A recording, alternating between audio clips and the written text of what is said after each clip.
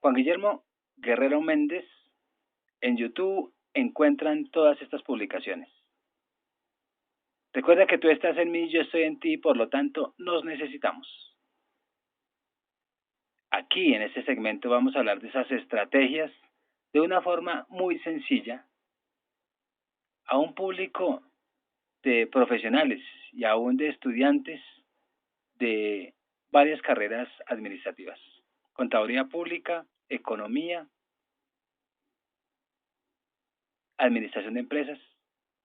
Aún hay estudiantes invitados de la Universidad Inca de Colombia, que son de otras ciencias, pero que saben que la planeación estratégica y el desarrollo de las estrategias hoy en día no es solamente para las organizaciones, sino para todo el mundo.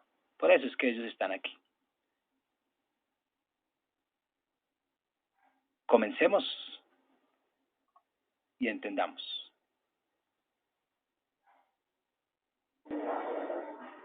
Hoy vamos a hablar sobre estrategias.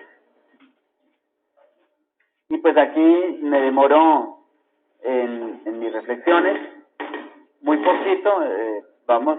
Yo me voy a demorar al menos unas 4 horitas nomás. Ustedes saben que a mí no me gusta extenderme mucho. Vamos a hablar de estrategias.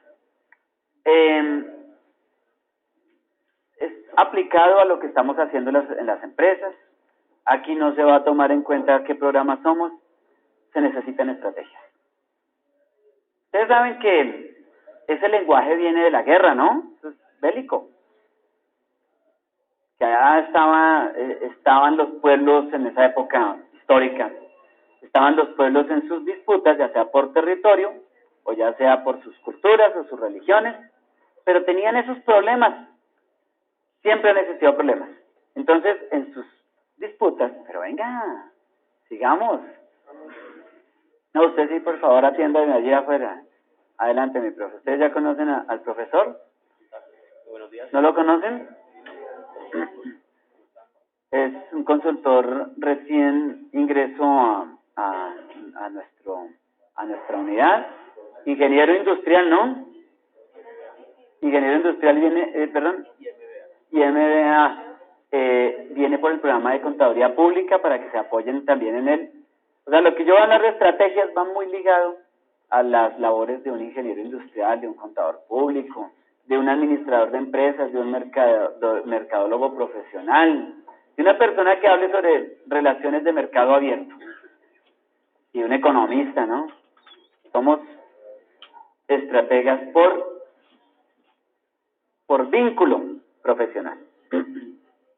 Entonces, ¿esto qué es? Esos son los proyectos y su nivel de conformidad.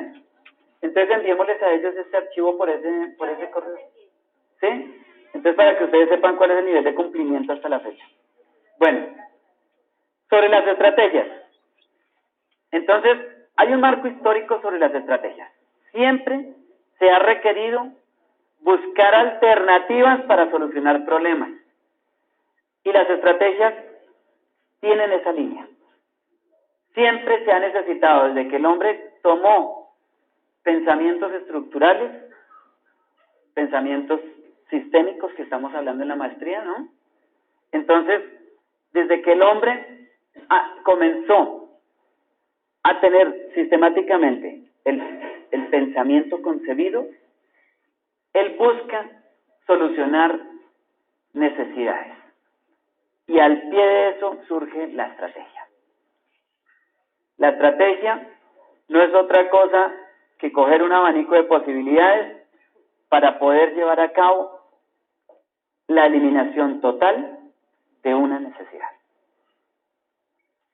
Entonces yo me hallo allá en esas épocas históricas y cavernícolas, me hallo todo peludo, yo no voy a poner a nadie más, yo, así, todo homo sapiens.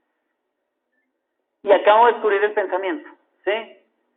Porque resulté frotando unas piedras y adivinen qué pasó. No, me machuqué. Y aprendí que ese día ese día, frente a un estímulo, una reacción. El grito. Ya con el tiempo ha madurado a grosería, ¿no? Pero en ese día fue el grito. O sea que el antecedente más histórico de la grosería se llama grito. ¿Cierto? Hoy en día ustedes sabrían contestarle a un machucón con 2 piedras, ¿no? El grito, en el caso mío. Pero sí, después efectivamente saltó una chispa y descubrí el fuego. Y eso me solucionó un problema o una necesidad que existía. ¿Ustedes vieron la Guerra del Fuego? No. La van a ver un día de estos. El resguardo, el calor, ¿cierto? Son necesidades básicas que desde esos sistemas se requirieron. El resguardo pues hace referencia al santuario donde yo puedo ubicar, aislar mi existencia de las inclemencias del tiempo. Ese resguardo hace que se piense en los asentamientos humanos cuando ya dejan de ser arbóreos y cuando dejan de ser nómadas, ya sea que se ubican ahora en una cueva. Pero esta necesidad de resguardarse, de custodiarse, de aislarse de las inclemencias, de esa necesidad surge esa estrategia. La estrategia de guardarse. Pero después también eso surgió otras necesidades, la estrategia que se asoma a la necesidad de ya no estar solo, entonces para convertirse en un hombre social, y ahí es donde surgen las colectividades.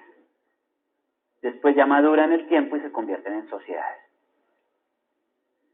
Y al pie de todo eso, pues la necesidad de empezar a intercambiar bienes y favores, que hoy en día se llaman servicios, ¿no?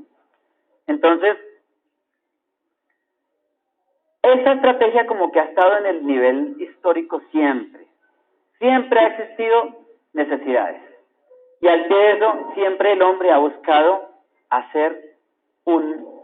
tomar unas acciones, a tomar unas disciplinas, a tomar unas conductas, unos caminos, y hacer unos aplicativos para poder dar respuesta. La idea de la estrategia, siempre el objetivo de la estrategia es eliminar riesgos. Eliminar riesgos.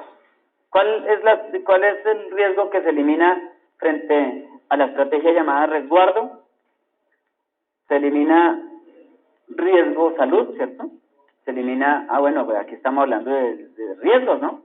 Se elimina riesgos, ¿de qué? ¿Cómo dijo? ¿Riesgos qué? Cuando hay resguardo. La salud es el primer riesgo que empezamos a curar. Un riesgo de ataque, un riesgo de seguridad, ¿no? Y aquí no estamos hablando de todos, se imaginan los guerrilleros. No, los osos gigantes, sí, los osos, las bestias del campo. Y esas son las que nos atacaban. Ya que las bestias hoy en día se llamen guerrilla y que las bestias se llamen esas cosas esas fuerzas humanas mismas que nos están atacando, eso es otra cosa que ha madurado en el tiempo. Pero entonces la estrategia es eliminar al 100% el riesgo. Eliminar al 100% el riesgo. Ahora, vamos a ubicarnos en las organizaciones modernas y vamos a mirar cuáles son los riesgos los riesgos inherentes a la existencia de una organización. Me decía en estos días alguien en una charla que yo estaba ofreciendo, no sé si fue acá o en otro escenario, y me decían cuántos niveles de riesgos tengo yo que evaluarle a una organización. Creo que fue acá. Y yo les contesté, tantos riesgos existen como niveles de responsabilidad administrativa existan. ¿Sí? Lo que pasa es que la administración puede ubicar 3 columnas vertebrales para la funcionalidad. Una que tenga que ver con el manejo, la gestión y el control de toda la base de los colaboradores, la base humana. Otra para todo lo que tiene que ver con el recurso financiero. Y otra que tenga que ver con el recurso tecnológico. Y con esas tres, perfectamente una organización es funcional. Ahora, eso es vertical, pero las líneas horizontales es las que nos dejan ver los riesgos. Un riesgo legal puede atravesar toda la organización en su funcionalidad. Ya me estoy haciendo entender respecto de la funcionalidad. La funcionalidad vertical. Pero el riesgo transversaliza todos los niveles de funcionalidad, sea alta, mediana gerencia o la parte operacional de la empresa. Entonces, ¿por qué surge la necesidad de los consultores? Porque nosotros vamos a ir a ayudarles a identificar cuáles serían los riesgos en los que la empresa puede incurrir en sus niveles de funcionalidad. Por eso cuando ustedes hicieron el diagnóstico empresarial, que no sé cuál de los dos van a utilizar, pero son válidos ambos, de los que yo les envié, es necesario que identifiquemos a cuál nivel de funcionalidad pertenece el riesgo. Un riesgo legal puede únicamente estar tocando la parte de la parte de administrativo y financiero, ¿no? Sí, porque pues nosotros no estamos llevando a cabo adecuadamente el comportamiento tributario y eso nos puede generar un riesgo legal, una sanción tributaria, ¿cierto?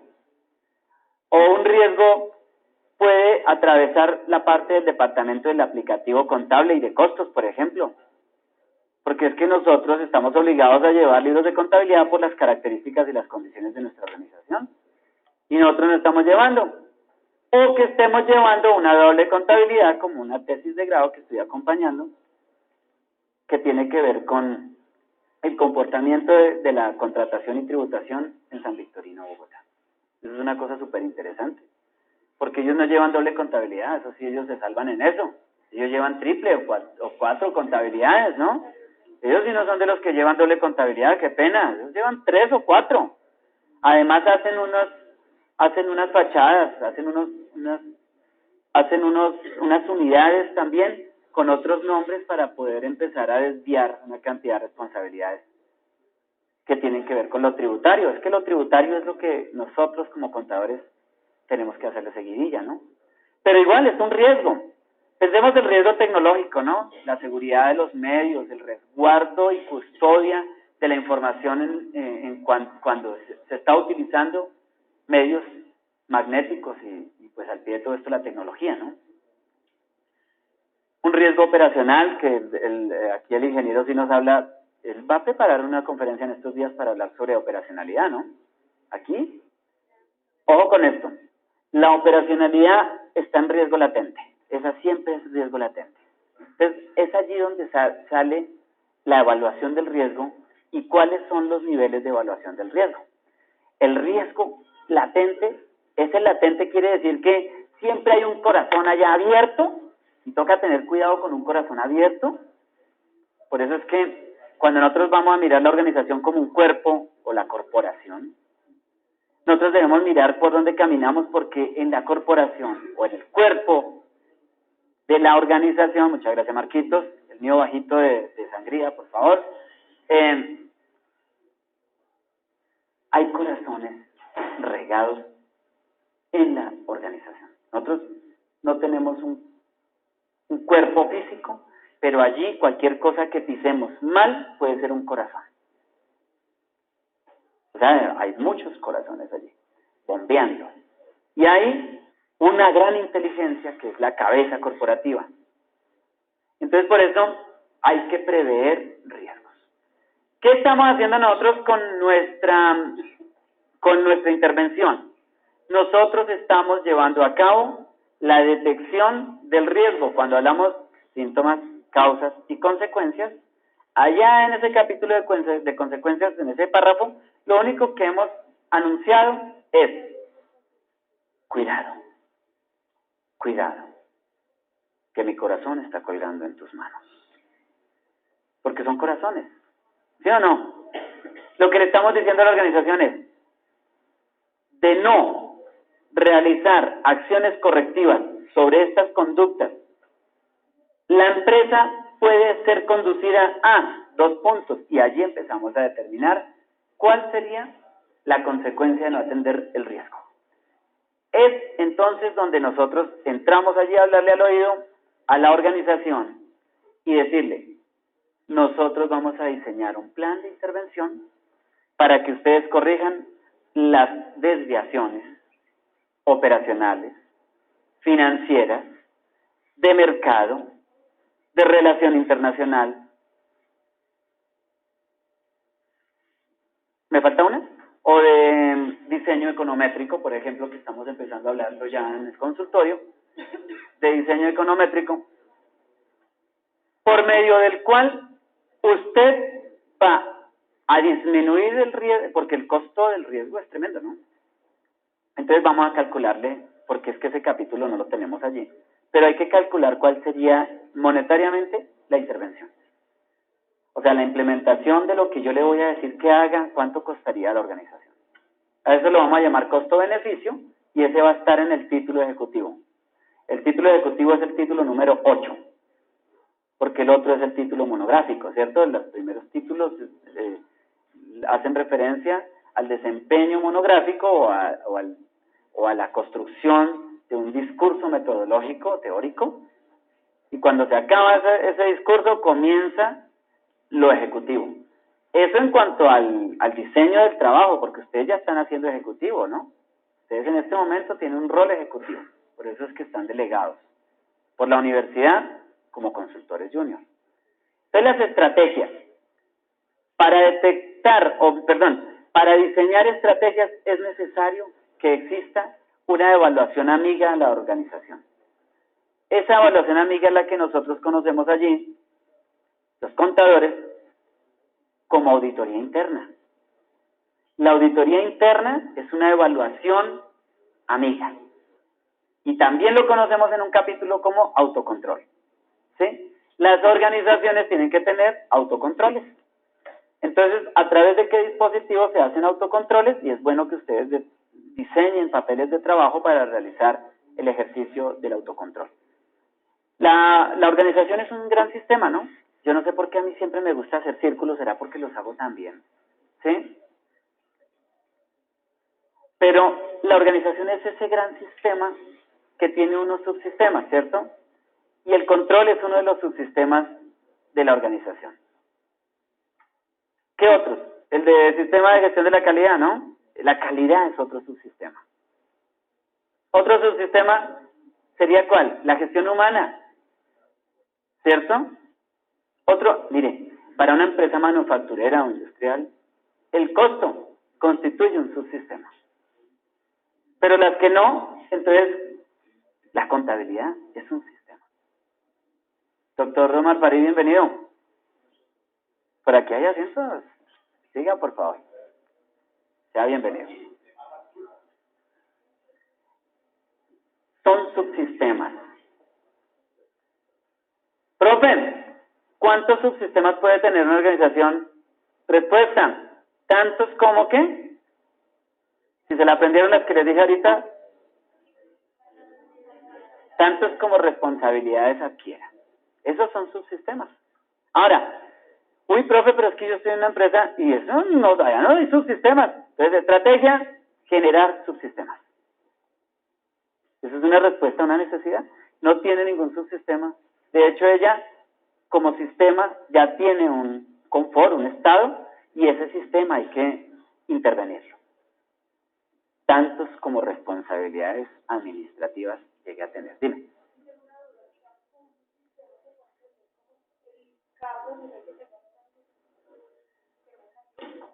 Bueno. Buena pregunta. Ella ya está visualizando lo que son procesos, procedimientos, y me pregunta si cada proceso podría constituir un sistema. No, cada proceso va a pertenecer a algún subsistema, porque puede que yo tenga, allí nosotros hablamos de procesos, sí, entonces tocaría mirar a qué el proceso a qué sistema pertenece. Y es allí donde entran los ingenieros industriales y allá identifican los procesos dependiendo a qué áreas pertenecen para poderlos documentar y llevarlos a los procedimientos respectivos y caracterizarlos y pues ya ponerlos a funcionar, que es una de las estrategias que ahorita están dando durísimo. ¿Sí? Caracterizar procesos, procedimientos, es una estrategia de conducta.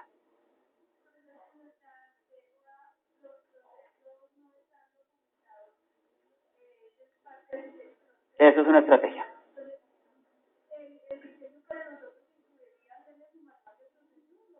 Sí, sí, pero no. O sea, sí en cuanto a que hay que hacerlo. Eso es una acción dentro de la consultoría que nosotros vamos a hacerles y les vamos a entregar la estrategia, ¿cierto?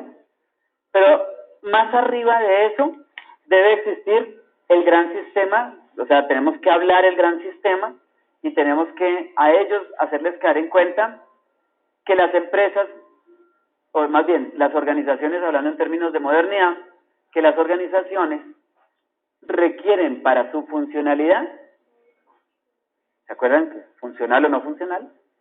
Deben tener como estrategia la implementación de los subsistemas. Y los subsistemas, por ejemplo, si lo único que nosotros le vamos a dar como estrategia es un manual de funciones, procesos y procedimientos, esa estrategia va a quedar súper coja, porque al interior para ellos no sería más que una cartilla de lenguaje avanzado y no había, o sea, eso va a quedar ahí. Nosotros lo que tenemos que hacer allí en esa acción es hacer todo un lenguaje, implementar todo un lenguaje de esa cultura, porque ahí es donde viene toda esa gobernanza de modernidad, esa gobernanza a través de una cultura de calidad, ¿cierto? Todo debe empezar a señalizarse con la calidad. Para uno levantar esa información hay unas metodologías y al pie de eso hay que vincular a algunos gerentes o algunos operacionales que vengan y nos acompañen, porque cuando nosotros ya no estemos allí como los consultores, debe haber gente que retroalimente el sistema y que lo mantenga y que lo evalúe. Tiene que existir la evaluación permanente allí. ¿Cómo es que lo llaman la evaluación permanente? El monitoreo continuo, pero lo llamamos el mejoramiento continuo, se llama técnicamente, ¿no? Retroalimentación y el mejoramiento continuo. Por eso es que allí todo esto debe estar alineado con la planeación estratégica de la organización. Uno de los componentes, sí, señor. Entonces, dense cuenta que ustedes cogen la planeación estratégica y alinean a la dirección estratégica, a los objetivos organizacionales, a las políticas, las acciones que se hagan como estrategias para poder llevar a cabo ese subsistema. Aunque nosotros lo reconocemos como sistema, pero tomando la empresa como un gran sistema, todos terminan siendo subsistemas. Entonces, las estrategias que ustedes están llevando a cabo en las organizaciones deben estar alineadas a la gran planeación y alineadas al sistema al que pertenezcan, ¿sí? Para poder ser inductivo, deductivo. O sea que esto es una metodología de la investigación aplicada a las organizaciones. Esto es una metodología, es inductiva, llegada a la deducción. Yo soy de mercadeo, pues mire a ver cuáles son las estrategias que usted le va a ofrecer a esa organización respecto de sus comportamientos cuando están llevando a cabo el ejercicio de mercadear. Usted debe generarle las respuestas. No la respuesta es, ahora organicemos la góndola de esta manera, no, porque eso sería una estructura más operacional, ¿no?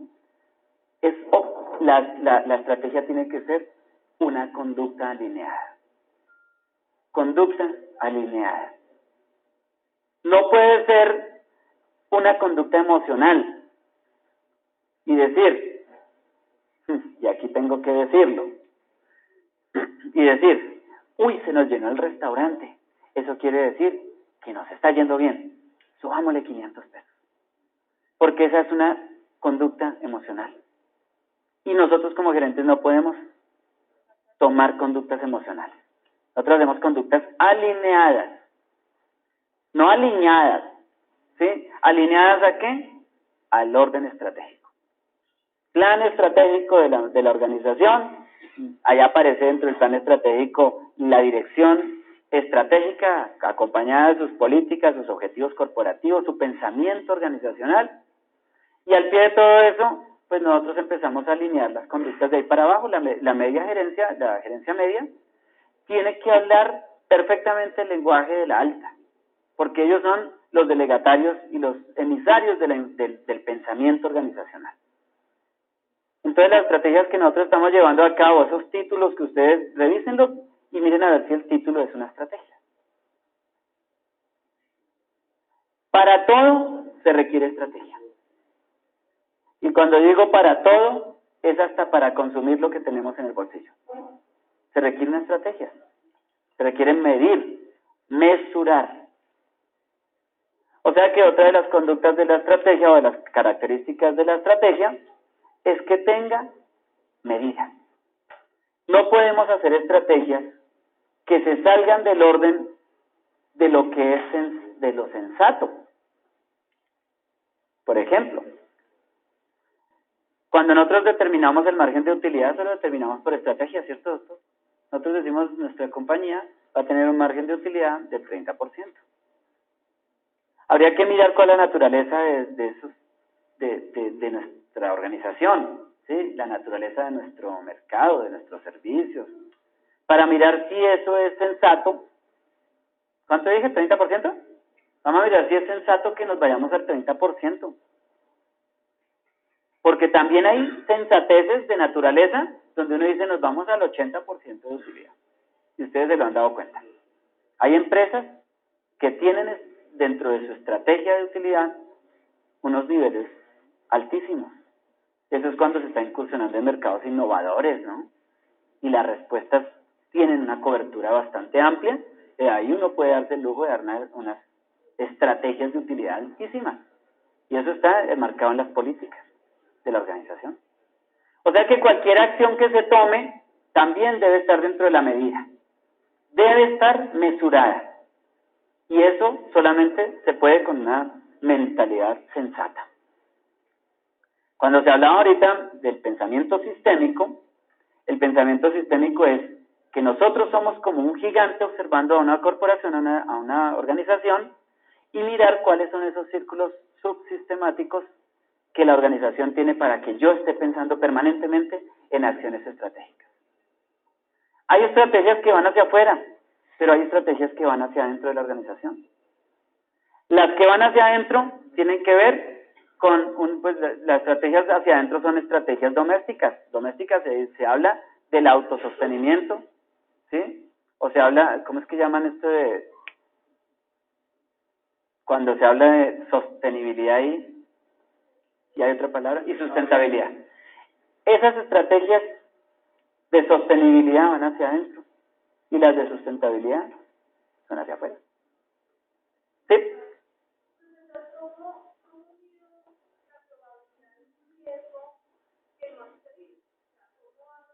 Ajá. Bien. Los riesgos, a mí me gusta mucho cuando los riesgos se dejan manipular, ¿cierto? Esos riesgos se sacan en perspectiva, ¿no? Por ejemplo, el consultorio de desarrollo empresarial, los consultores que nos hicieron el trabajo de modernización, nos colocaron acá un riesgo, el riesgo ambiental, ¿no? Uno con el riesgo ambiental no sabe qué pueda pasar, ¿cierto? Pero deja por lo menos dicho allí nos colocaron uno de los riesgos es que puede ocurrir un terremoto. Pero hay un riesgo allá que tiene que ver con que puede ocurrir una guerra. Y entonces en estos días cuando socializábamos decían, pero esos son riesgos que podrían ocurrir en una posibilidad del 1%, no dicho, eso es menos del 1% esa posibilidad, pero se contempla, ¿sí? Se contempla. ¿Cómo hacer, cómo indicar, o cuál sería la metodología para no prospectar un riesgo que a veces esos riesgos pueden ser descabelladísimos, ¿no?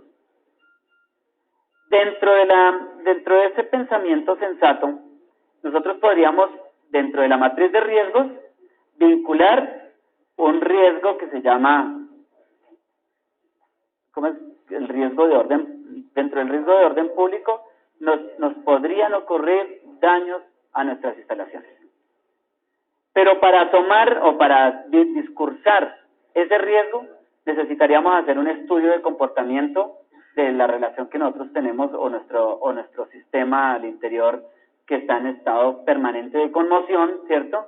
Entonces todo este discurso debe estar acompañado en una cédula explicativa al pie del riesgo. Entonces, eso en cuanto a términos de cumplimiento porcentual, toca hacer una valoración porque el riesgo nos va a pedir qué nivel de riesgo tenemos allí. Hay riesgo latente, ¿cierto? ¿Es latente un riesgo de bomba aquí en Bogotá? ¿En un cuánto por ciento? Diferente. Entonces vamos a coger las décadas, ¿cierto? Vamos a mirar la década entre los 80, los 90, y vamos a mirar si es el mismo riesgo de los 90, la misma posibilidad de riesgo de una bomba en Bogotá respecto de esta década que estamos viviendo ahorita. Obviamente que es diferente, ¿no?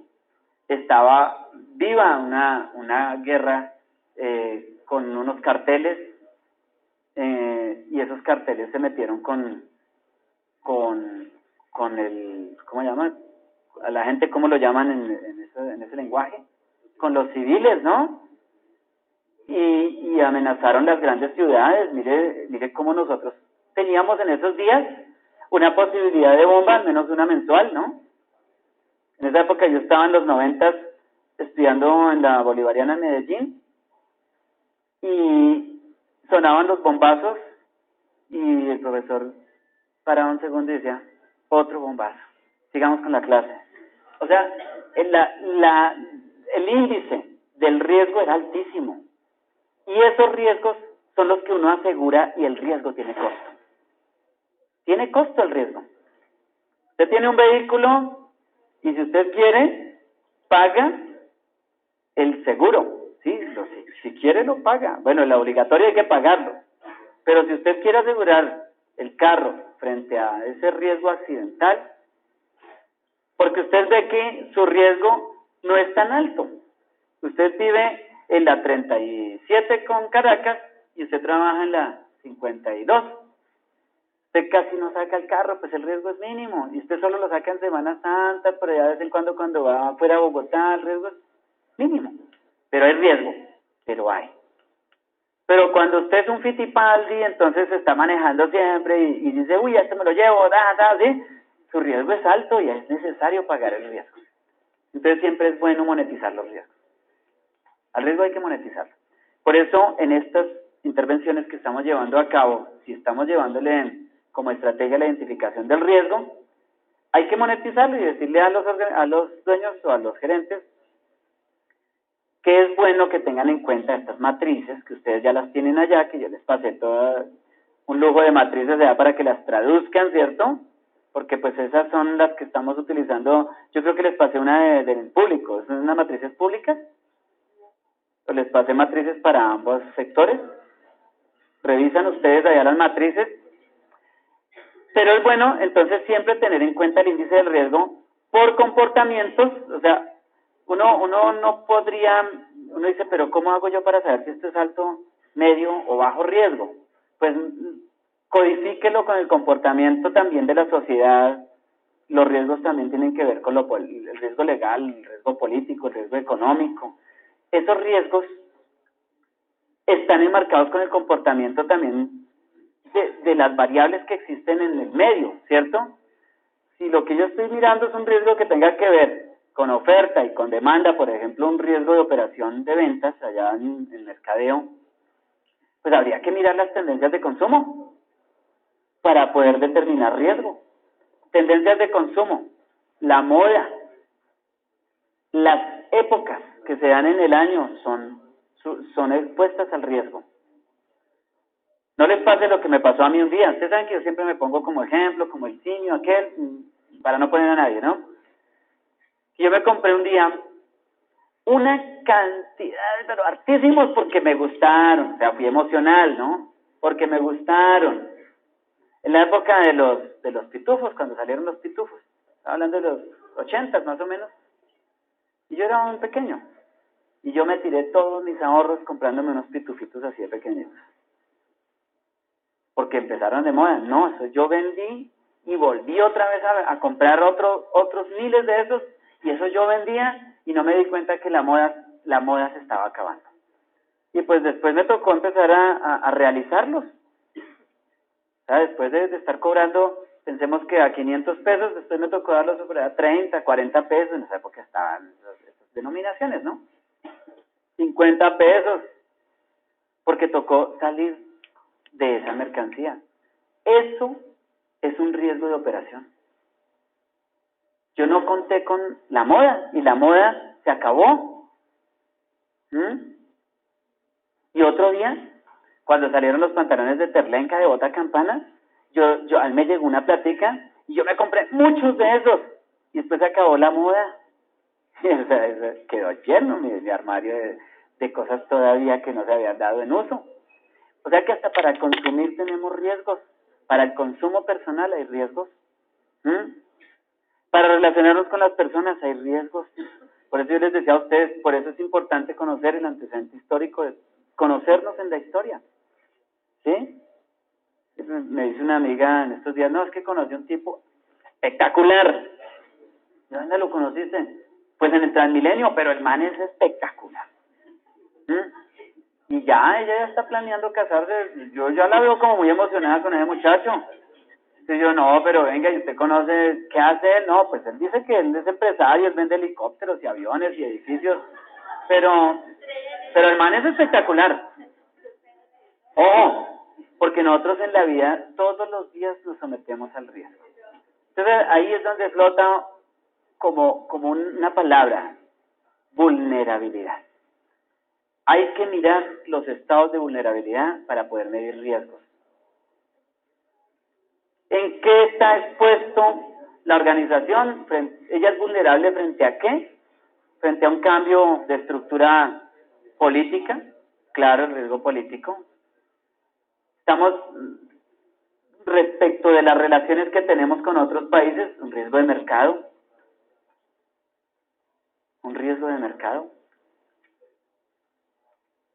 Hay un riesgo financiero cuando las tasas están fluctuando o cuando hay una crisis económica, un riesgo financiero, y estamos permanentemente expuestos a esto. Y esto se llama estados de vulnerabilidad para determinación del riesgo. Estados de vulnerabilidad para la determinación del riesgo. ¿Por qué estamos hablando de los riesgos? Porque es que definitivamente las estrategias salen para evitar riesgos. ¿Sí? Hay muchas metodologías, entre otras. Es bueno que ustedes estén permanentemente sacando índices a través de encuestas, o extrayendo los índices a través de encuestas, entrevistas. Hay que mirar quiénes son esos grupos de interés que nos pueden generar a nosotros algún tipo de información que sirva para la determinación de la estrategia a través del riesgo. Esos grupos de interés hoy los llaman los ¿qué? Terminan holders. Stakeholders, ¿no? Entonces, hoy en día es un riesgo no tener información. ¿Sí ven? No tener información es un riesgo. Y uno, ¿cuándo iba a pensar que la información estaba dentro de las estrategias? Por eso a mí me sorprende cuando vienen ustedes con un convenio y me dicen, no, lo que pasa es que la empresa dice que esto es información clasificada. Y digo, ¿cuál es lo que no dejan ver? Ellos no quieren dejarnos ver la misión, la visión, ellos no quieren nada de eso. Ellos dicen que eso es información clasificada. ¿Y esa empresa dónde es el domicilio de esa empresa? Dicen, no, tampoco dejan saber eso. Ellos no quieren que la conozcan. Entonces, ¿cómo entran a un nivel de competitividad? Y después en el escenario de la economía están gritando, yo existo, yo también soy proveedor, pero no pueden ser proveedores si no dejan que se conozcan, no dejan ser conocidas. Cuando dije no dejan ser conocidas me sonó una palabra, Las empresas, cuando se miden en impacto y en cobertura, es porque tienen un reconocimiento.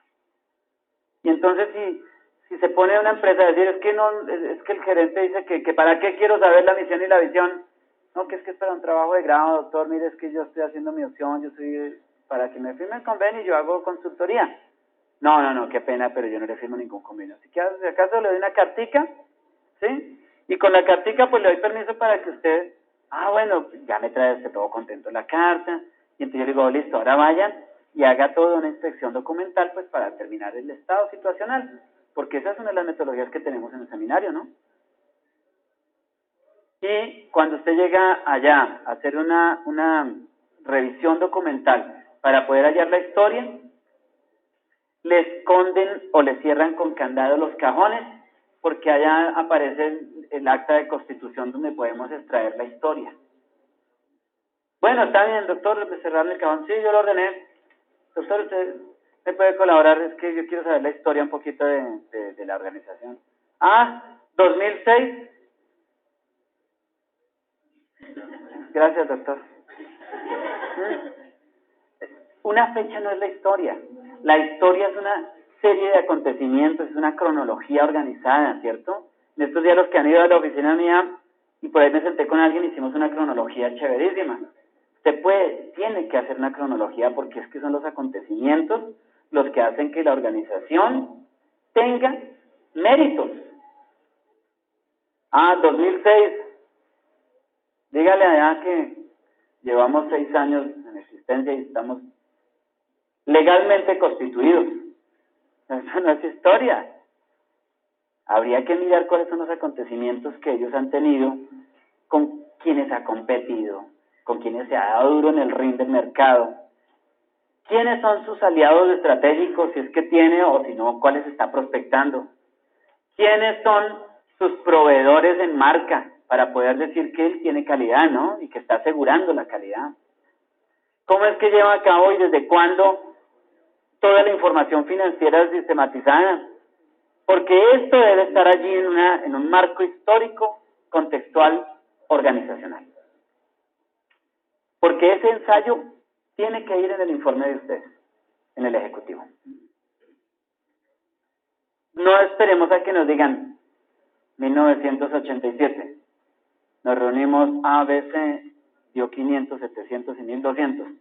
Que es parte de la historia porque es así como se mentó la empresa, ¿cierto? Como se gestó, perdón. Y los mentores, en cambio, sí fueron tales personas y sus aportes fueron así y empezamos a hablar la organización. Hay un riesgo, ¿qué se me ocurre? ¿Existe el riesgo histórico?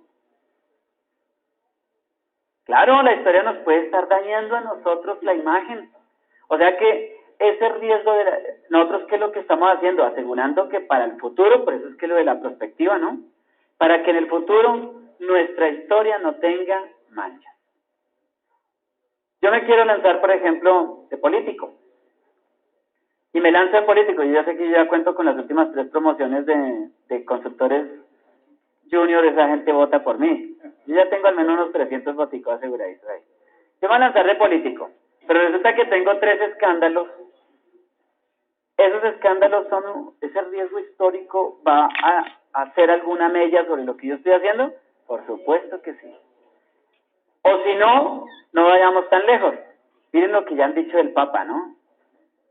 Que él fue cómplice, que él auspició, que él hizo alguna referencia respecto en unas fechas. Y hoy en día es su santidad el Papa. Eso puede generar algún tipo de inconveniente en la imagen de un Papa, ¿cierto? Sobre todo por la referencia social que tiene un personaje de esa altura. Entonces, tengan en cuenta que la historia también puede generar riesgos. ¿Cómo podemos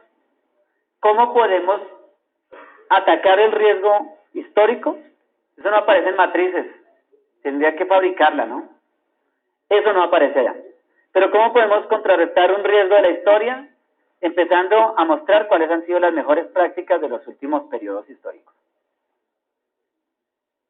que tengan que ver con la línea del riesgo. Por ejemplo, una empresa que en un día histórico le detectaron que estuvo en la lista Clinton, hoy en día existe, quiere decir que esa empresa tiene que estar dejando ver que desde un día para acá todo ha sido legal. Y tiene que tener documentado todo el sistema legal. Porque ese riesgo histórico aquí le está atacando un riesgo legal, pero también un riesgo económico. Hay gente que no va a querer relacionarse con esa empresa. Entonces la historia constituye riesgo. La historia constituye riesgo. Por eso yo quiero que ustedes, cuando estén fabricando o ayudando a fabricar ese marco histórico que se le va a dar como un valor agregado en un documento a la organización, vean una cronología con acontecimientos significativos, porque es con la historia. ¿Se imagina esa empresa de 1886 que ustedes conocen, que está vivita aquí entre nosotros, no tuviera edificada su historia? ¿Quién es la de 1886 así importantísima en nuestro medio? ¿Cuál? Aquí sí toca que un hombre así diga, Bavaria, ¿sí? Es Bavaria, 1886. ¿Se imaginan donde ellos no tuvieran documentada su historia con archivos filmográficos, fotográficos, con toda la historia de los reconocimientos? Pues esta empresa en este momento tendría un riesgo de no tenerla. Y eso es un riesgo, no tener historia es un riesgo. Es un riesgo no conocer quién es esa persona de Transmilenio que conoció a mi amiga. Es un riesgo no conocerlo. No conocer la historia es un riesgo. Ahora, ese muchacho puede tener un riesgo histórico, ¿no? Ustedes están viendo una novela, pues yo no soy novelero, pero no me la pierdo. Una novela que se llama La Promesa. ¿Sí ven tan tenaz el riesgo de no conocer con quién se está metiendo? Así mismo es la relación con las empresas. Uno tiene que saber con quién se está tratando en la relación comercial, así como en las relaciones de afecto. ¿Sí? Cogen a una persona cautiva. Ahí hay una personaje que me llama mucho la atención. ¿Sí? Ella cae en las manos de un señor ya adulto, un señor como de mi edad más o menos, una niña como de 20 años. La vendió el hermano, ¿no? Y ahora cae cautiva con un tipo por internet. ¿Sí? Y la red es peligrosísima. Eso de citas a ciegas, Ave María, nos vemos en la Panamericana en la 72. ¿Cómo vas vestido? No, yo voy así, mire, yo voy pantalón verdecito, saquito. Mire, identifíqueme porque mis gafas son naranjadas. ¿Y tú? No, yo soy una sorpresa. ¿Sí? Y yo allá parado en la 72 esperando la sorpresa, cuando van y me jalan en una furgoneta blanca y ahí, secuestrado, mijito. Trata de blanquitos. Y uno no sabe para dónde me van a llevar. Entonces se cuenta que es necesario que usted se relacione siempre con la historia también. Relaciónese con la historia. No se relacione solamente con el presente y no sea emotivo en la manera como se relaciona. Hay empresas que tienen ese pensamiento muy emocional, ¿no? Miren, nosotros tenemos en los costos una cosa que me llama la atención, es el riesgo, es el valor de oportunidad, ¿no? El costo de oportunidad. Resulta que yo vengo, ustedes han sido todos mis clientes. Y toda mi producción siempre ha estado fielmente a ustedes. Y ustedes han sido fieles, aunque hay unos que se han ido, pero han vuelto. Han probado otras marcas y otros proveedores, pero siempre han vuelto. Y viene y me toca la puerta una persona y me dice, le compro toda la producción. Y esto requiere un pensamiento aparte de lo emocional, ¿no? Y él me dice, le compro toda la producción. Y yo digo, pero es que yo tengo aquí 103 clientes y ellos siempre han sido fieles. A veces se me ha bajado a 97, pero otra vez, pero siempre han estado. Porque ustedes siempre han sido mis clientes fieles. Y yo los he alimentado, los he alimentado con una buena relación de comercio que tenemos y de mercado. Aquí entra un riesgo. Y ese señor me dice, no, yo le compro no solamente la producción, necesito que me produzca antes más de lo que usted está vendiendo. y yo tomo una decisión emocional y digo, listo, ahora me reúno con ustedes y les digo, qué pena, yo no les voy a poder seguir siendo su proveedor. Yo les agradezco muchísimo a ustedes. ¿Cuánto lleva usted? 38 años. Muchas gracias. Mire usted, 38 años fiel conmigo, con esta empresa. Vamos a darle un reconocimiento de todas maneras en la despedida. ¿Y cuánto es? 24 años. Yo, 6 meses, pero pues en los últimos 6 meses ha mostrado operaciones serias y, ¿sí? Cumplimiento, etcétera. Yo no puedo seguir siendo su proveedor. Tengo ahorita aquí un requerimiento y ese requerimiento no me da permiso para que yo siga trabajando con ustedes. Todos ustedes me van a extrañar, se van, se casan con otra empresa, ya han demostrado esta misma fidelidad pero con otra organización y resulta que yo tomé una decisión emocional y esta persona me requirió nomás por 6 meses de producción. Sí, me dejó buenas utilidades o buenos dividendos allí, pero 6 meses de operación. Y a los 6 meses me dijo, hermano, muchas gracias, ya me posicioné en el mercado, me ha servido mucho, pero es que ahora yo ya tengo lo que usted hace y ya lo hago. Y entonces yo vuelvo y les toco las puertas a ustedes y les digo, vengan, ya, ahora sí puedo. Y ustedes ya están comprometidos con otros mercados. Esto es un riesgo de operación súper tenaz. Y ha pasado en empresas que las ha llevado a la crisis, a la quiebra. Entonces, ojo, no emociones al pie de la calificación del riesgo. No emociones cuando nosotros estamos generando estrategias. No emociones cuando estamos evaluando. Porque cuando evaluamos es cuando más somos emotivos. Uno se apega mucho a lo que, así esté mal hecho, yo lo quiero, me encanta, yo lo quiero, soy mentor. Tengan mucho cuidado porque la emotividad no puede estar en la organización. Frente a lo que se ha hablado hoy, la estrategia, ahorita vamos a ver ya el video, para que ustedes se den cuenta que ahí hay un juego de emociones impresionante. No hay que ser emocionales cuando estamos como gerentes, como mentores, como interventores, como revisores fiscales, como auditores internos, peor aún, externos.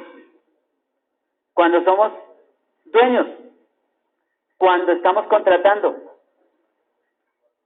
puede que el mensaje esté llegando mal. O sea, no, pero entonces con razón hay jefes que son así no, es que no se puede ser emocional. Porque las empresas también pueden caer por el riesgo emocional. Esto es un riesgo. Ser emocional es un riesgo. Vamos a ver el video que se llama El método.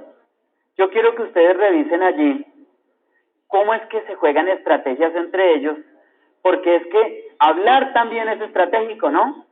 Pero ojo, callar también es una estrategia. Entonces, ¿cuál sería la estrategia equilibrada? Hablar cuando corresponde y en la medida, y callar cuando toca y en la medida. Las acciones que ustedes están llevando de consultoría especializada, ojo, esas acciones responden a estrategias. Por eso revisen su título. El título debe estar enmarcado como estrategia. Si no es así, por lo menos nosotros estamos llevando a cabo el observatorio económico. Y nosotros, la estrategia es que al observatorio económico le sumen, o sea, vamos a actualizar como estrategia y le vamos a sumar la lectura de otras 2 variables o 3 variables. Eso es una estrategia que se le va a aportar a la localidad. La empresa, para llevarla a este lenguaje de estrategias, es bueno concebir también, no olvidar su tamaño, no olvidar su naturaleza, no olvidar cuántos empleados tiene, no olvidar cuáles son sus alianzas estratégicas, cuáles son sus clientes potenciales, cuáles son sus competidores potenciales. Todo este cuestionario debe ser tenido en cuenta.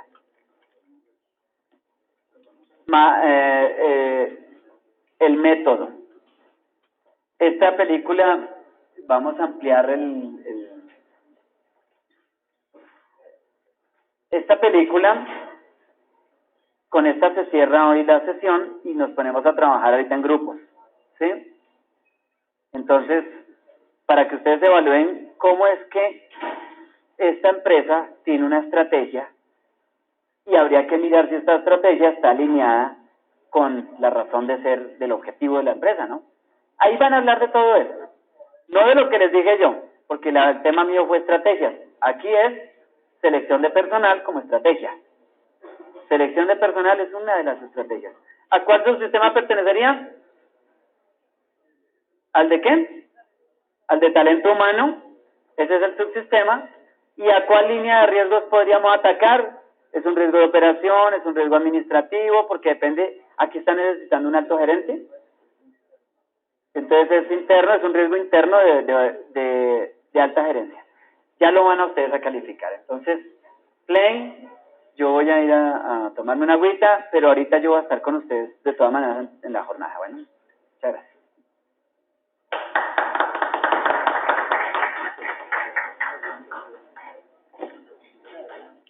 Terminando esta sección de las estrategias y todo lo que tiene que ver con esa gestión empresarial, y ya yéndome a tomar esa agüita panela.